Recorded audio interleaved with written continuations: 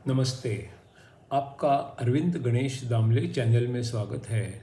मैं अरविंद दामले आपके सामने प्रस्तुत कर रहा हूँ मेरी ही कुछ रचनाएं। पहली दो हैं मराठी में और बाद में एक है हिंदी में।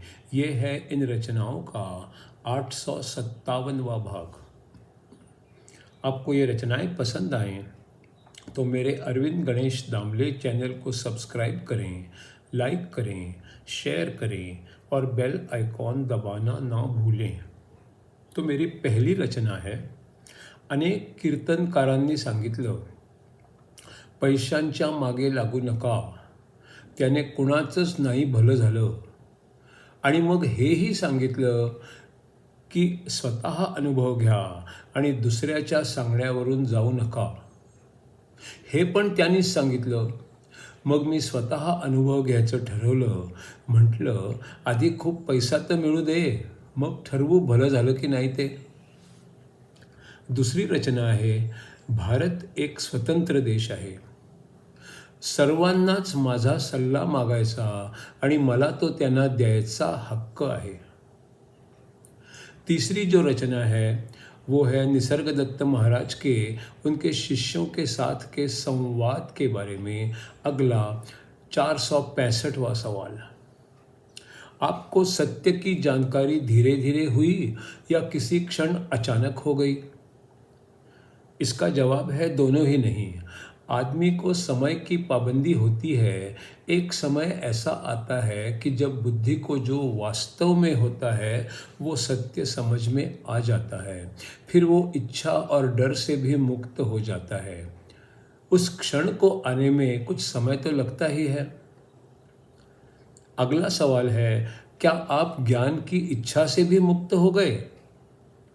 इसका जवाब है, इच्छाएं खत्म हो जाने की इच्छा करना वैसे तो विचित्र बात है। वैसे ही खुद से ही डर लगना भी विचित्र है। इच्छाएं ही डर पैदा करती हैं, पहले पूरी होंगी कि नहीं इसलिए, और बाद में हाथ से कहीं कुछ निकल न जाए इसलिए। अगर डर में फंस गए तो वो दिन ब दिन बढ़ता ही जाता है। आप बताने के लिए कोई भी शब्द इस्तेमाल कर सकते हैं, पर हर आदमी उसका अलग अर्थ निकालता है। सत्य समझने के बारे में भी ऐसा ही होता है। जिन लोगों में कुछ इच्छा ही नहीं होती वे औरों से अलग सोचते हैं और करते भी हैं। पूरे स्वतंत्र होने की इच्छा सब में होती है, पर वो सिर्फ शुरुआत होती है। सही साधना और सही दिशा में सोच की ज़रूरत होती है। साधना करने का उद्देश्य स्पष्ट हो जाना चाहिए। सत्य का ज्ञान होने की इच्छा करना सबसे उत्तम इच्छा होती है। इस इच्छा को वो आदमी खुद ही पूरा कर सकता है, कोई उसे दे नहीं सकता। जब खोज और ध्येय एक हो जाते हैं तो खोज खत्म हो जाती है। इसका अगला 467वां सवाल है, उस समय खोज खत्म होगी पर खोजने वाला तो रह जाएगा? इसका जवाब है नहीं, खोजने वाला ज्ञान में पिघल जाएगा। खोज चलती रहेगी क्योंकि खोज तो निरंतर है, समय से परे है। अगला सवाल है, खोज का मतलब है हम में कुछ कम है, कुछ इच्छा है, कुछ अधूरा है या कुछ हम में सर्वोत्तम नहीं है। इसका जवाब है नहीं, इसका मतलब है कुछ कम है, कुछ इच्छा है, कुछ अधूरा है या कुछ सर्वोत्तम नहीं है। इन बातों को नकार देना। सत्य की खोज ही तो सत्य का व्यक्त होना है।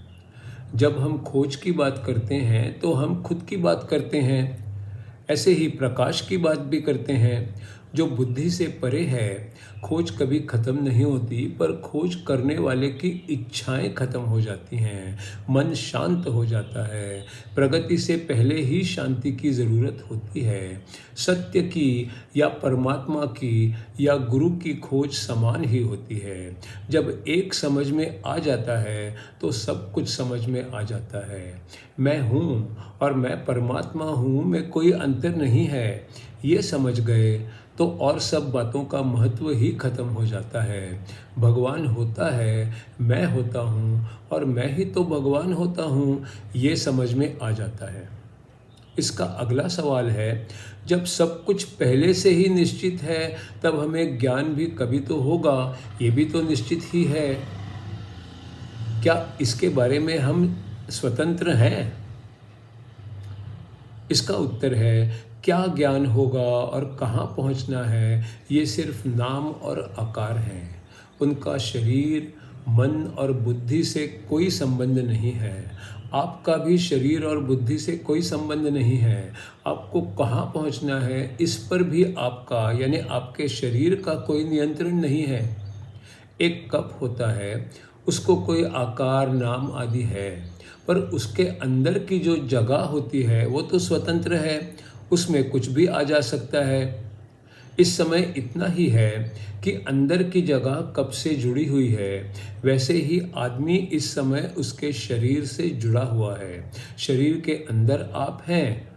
आप कभी ना कभी शरीर से बाहर जाने ही वाले हैं, पर फिर भी आप तो रहेंगे ही। जब तक आप शरीर में हैं तब तक आपको लगता है कि आप शरीर हैं, पर शरीर ना हो तो भी आप होंगे, पर शरीर के बिना ही होंगे। जहाँ पहुँचना है वो भी एक कल्पना मात्र है। वो ऐसा शब्द है जिससे कोई भी जुड़ सकता है, इसलिए वर्णन के शब्द बदल सकते हैं, पर जो भी आशय है वो नहीं बदलता। खोज करने के अनेक मार्ग हैं और अनेक तरह से सत्य को बताया भी जा सकता है।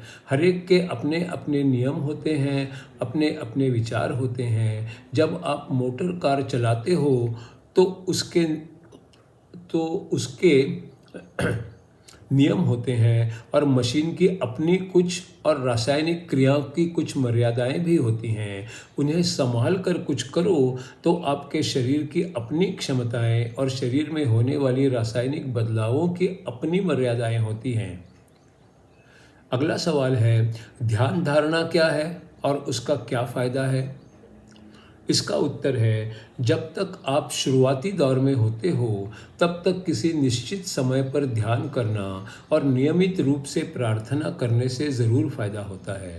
पर सत्य की खोज के लिए बस एक ही ध्यान है, अपने ही विचारों से मुक्ति पाना, यही ध्यान है।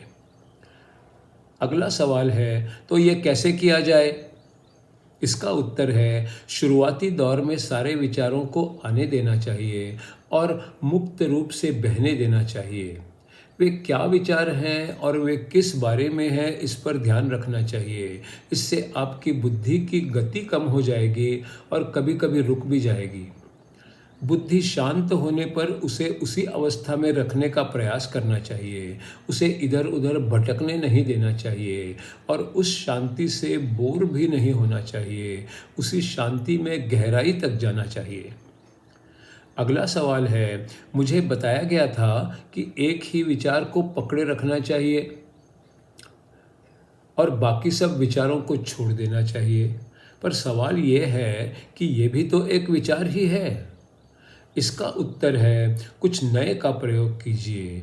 भूतकालीन अनुभवों को छोड़ना नहीं चाहिए। उन विचारों को और खुद को ध्यान से देखते रहना चाहिए। ऐसा करते समय अनजाने में ही कभी आपको ज्ञान हो जाएगा, परमानंद हो जाएगा, और ये हुआ ये भी आपको अपने आप पता चल जाएगा।